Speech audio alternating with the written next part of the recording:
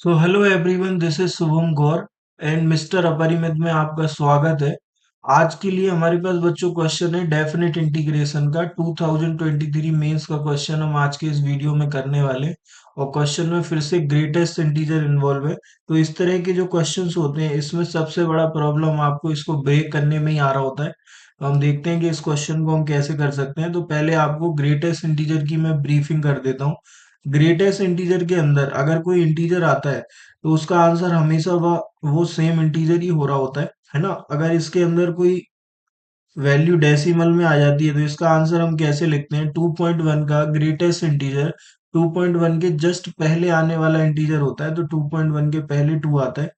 और अगर कोई नेगेटिव नंबर आपके पास आ जाता है तो इसमें भी सेम बात मैं बोलूंगा कि इसके जस्ट पहले जो इंटीजर आता है -3 आपको मिलेगा। तो ये ग्रेटेस्ट इंटीजर की बात है। अभी हम बात करते हैं इस पे। हमें दिख रहा है कि ये जो x है, x ग्रेटेस्ट इंटीजर के अंदर है। जब आप ये लिमिट इसके अंदर डालोगे 1 से लेके 2 तक की, तो 1 से लेके 2 तक आप कोई भी वैल्यू इसमें डालोगे तो हमेशा आपको ये ग्रेटेस्ट इंटीजर 1 ही दे रहा होगा। 2 को थोड़ी देर के लिए छोड़ देना है, क्योंकि 2 लिखोगे तो 2 आ जाएगा। तो हम पॉइंट पे बात नहीं करते हैं, अपर लिमिट लोअर लिमिट को हम छोड़ देते हैं, हम इंटरवल के बीच में बात करते हैं। तो 1 से 2 के बीच में 1.1 1.2 1.3 1.5 1.9 आप कोई भी वैल्यू लिखोगे ना तो इस ग्रेटेस्ट इंटीजर की वैल्यू 1 के बराबर आएगी। तो ये सवाल आपको ऐसे मिलने वाला है, इसको अभी आप रोक दो यहाँ पे। और मैं सिर्फ इसको पिक कर रहा हूँ, और मैंने कहा कि ये क्वेश्चन आपको ऐसे देखने को मिलेगा 1 से लेके 2, एक्स स्क्वायर आ गया e⁻1 प्लस एक्स क्यूब का ग्रेटेस्ट इंटीजर। ये क्वेश्चन आपको ऐसे मिलने वाला है। और इसको आप फर्दर ब्रेक कर सकते हो, तो ये 1 से लेके 2 एक्स स्क्वायर आएगा। ये प्लस में लिखा हुआ है, आपको पता है कि इसको आप ब्रेक करके e⁻1 इंटू e⁻x³ इस तरह से लिख सकते हो। और यहाँ से ये कांस्टेंट आपका बाहर निकलेगा। तो ई को हमने बाहर निकाला, अब 1 से लेके 2 एक्स स्क्वायर आएगा। e⁻ क्या आ गया? एक्स क्यूब का बॉक्स आ गया। और यहाँ से आप लोग समझदार हो कि अगर आपने एक्स क्यूब को t बोला तो ये वाला पार्ट dt बनेगा। तो मैंने कहा कि मैंने एक्स क्यूब को t लिखूंगा मैं। और एक्स क्यूब को t लिखने के बाद आपको पता है कि डिफरेंशिएशन होता है, तो 3x² dx बराबर dt हो जाएगा। इसको आप x square into D x बराबर dt/3 लिख सकते हो।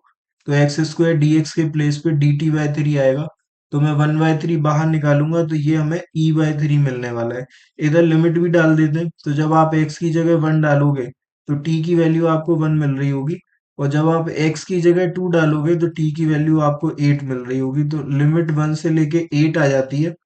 और ये क्वेश्चन आपको दिखने वाला है कुछ इस प्रकार, e⁻t का बॉक्स dt, है ना। अभी ये क्वेश्चन हमारे पास आ गया है। और अब मैं कहूंगा कि अब मैं पूरा क्वेश्चन लिखना चाहूंगा। तो अभी हमारे पास क्वेश्चन कुछ इस प्रकार से है कि 3 3 आया, इनटू में e-1 आया, अपॉन में e है। और जो क्वेश्चन हमने बना लिया था वो क्या था? e/3, है ना। e/3 हम बना चुके हैं। और यहाँ पे लिमिट लगी हुई है 1 से लेके 8। e⁻t का ग्रेटेस्ट इंटीजर ये हमारे पास है। इधर dt लिखा हुआ है, कुछ नहीं करना आपको, जो सिंपलीफाई हो रहा है कर दो। ये कट गया तो यहाँ पे e-1 आया। अभी आप यहाँ देखो, इसको ब्रेक करना आपके लिए आसान है। 1 से लेके 8 में आपको ब्रेक करना है। तो आपको पता है कि 1 बनेगा, 2 बनेगा, 3 बनेगा, 4 बनेगा, है ना। 8 तक तो जाना नहीं है, क्योंकि हम लिमिट्स पे बात करते नहीं है। तो हम 1 से लेके 2 में ब्रेक करेंगे, फिर 2 से 3 में करेंगे, 3 से 4 में करेंगे। मैं साइड में लिख के दिखाता हूँ। अगर आपने 1 से लेके 2 में ब्रेक किया तो इधर पे वैल्यू 1 आ जाएगी, तो ये ई आ जाएगा, ठीक है। और फिर इसका इंटीग्रेशन आप कर रहे होगे तो कांस्टेंट तो बाहर आ जाता है। और 1 का इंटीग्रेशन टी होता है, तो टी पे आप लिमिट डालोगे 1 से लेके 2, तो 2 - 1 करोगे तो यहाँ ई आएगा। एक और मैं आपको करके दिखाता हूँ। अगर आपने 2 से 3 में ब्रेक करा, तो जब आपने 2 से 3 में ब्रेक करा, 2 से 3 में ब्रेक करोगे तो यहाँ पे जो वैल्यू है ना वो आपको 2 मिलेगी। तो e⁻2 dt आ गया। अगेन ये कांस्टेंट है तो ये बाहर आएगा। और dt का इंटीग्रेशन t होगा, और t पे आप लिमिट डालना 2 से लेके 3 की। तो अगेन ये वैल्यू 1 देगा और ई स्क्वायर आ जाएगा। तो मैं यहाँ से एक पैटर्न ऑब्जर्व कर पा रहा हूँ कि आपको क्या मिलने वाला है। e-1 बाहर है, और मैं सीधा लिखूंगा अब कि आपको e मिलेगा जब आप 1 से 2 लिमिट लगाओगे। फिर आप 2 से 3 लगाओगे तो वहां पे ई स्क्वायर मिलेगा, 3 से 4 लगाओगे तो ई की पावर 3, 4 से 5 आप लगा रहे होगे तो आपको ई टू द पावर 4 मिलेगा, 5 से 6 में ई टू द पावर 5, 6 से 7 में ई टू द पावर 6 और 7 से 8 में ई टू द पावर 7। ये फाइनली आपका इंटीग्रेशन है। और इसको आपको आंसर से मैच कराना है तो आपको दिख रहा होगा कि ये जीपी है, क्योंकि हर एक टर्म आपको ई के प्रोडक्ट से मिल पा रहा है। तो इधर आपने ई का मल्टीप्लाई किया तो इसका कॉमन रेशियो आपको पता है ई है, फर्स्ट टर्म ई है, तो जीपी के टर्म्स का सम, तो ये 1 से स्टार्ट हुआ 7 तक गया तो 7 टर्म्स हुए। तो एन टर्म्स का सम लिखने का तरीका क्या है हमारे पास, अगर हम जीपी के एन टर्म का सम लिखना चाहते हैं तो a r to the power n minus one upon r minus one, where r is greater than one, है ना।